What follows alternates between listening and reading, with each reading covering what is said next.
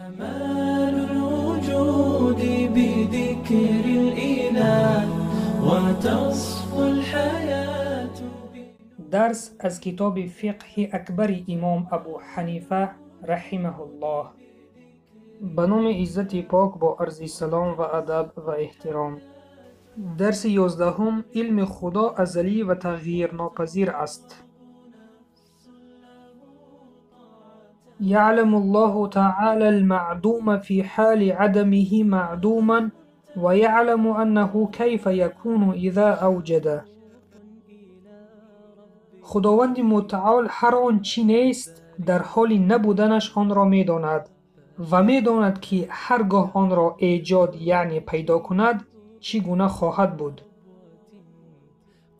یعنی الله تعالی چیزی نبوده را در حال نبودنش با همه صفات نیستی وی می‌داند و نیز الله تعالی البته می‌داند چگونگی آن را هر وقت که آن را خلق کند.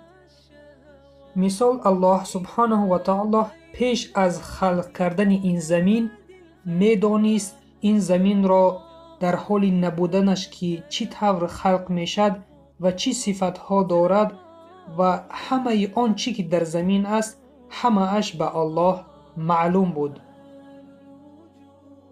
و یعلم الله تعالی الموجود في حال وجوده موجودا و یعلم انه کیف یکون فناؤه و یعلم الله تعالی القائم في حال قیامه قائما و اذا قعد علمه قاعدا في حال قعوده من غير ان يتغير علمه أو يحدث له علم ولكن التغير والاختلاف الأحوال يحدث في المخلوقين.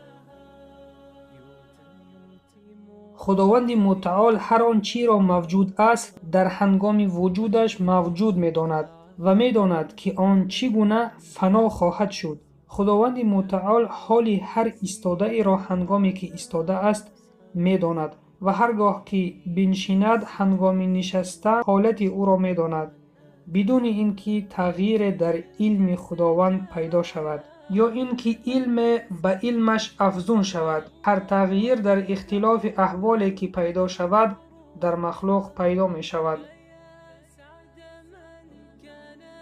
و می‌داند الله تعالی چیزی موجود را در حال وجودش و می‌داند الله تعالی همه چیزی موجود را چگونه نیست می شود بعد اراده خود به تغییر علمش یگان ذره.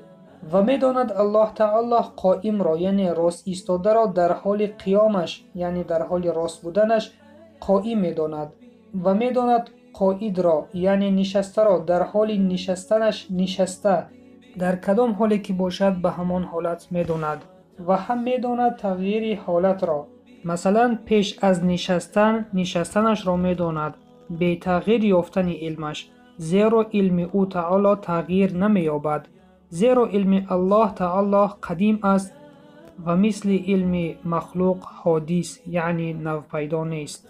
ولکن تغییر و اختلاف و انتقال از یک حالت به حالت دیگر و اختلاف حالتها از قیام و قعود و مانند اینها پیدا می شود.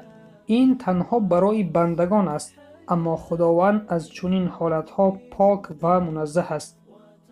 سبحانك اللهم و بحمدك نشهد ان لا اله الا انت نستغفرك و نتوب الیک. برادران و خواهران عزیز، درس امروزه را به انجام می‌رسانیم. منتظر درس‌های آینده باشید و سلام بر آن شخصانی که راه هدایت را پیشه گرفتند.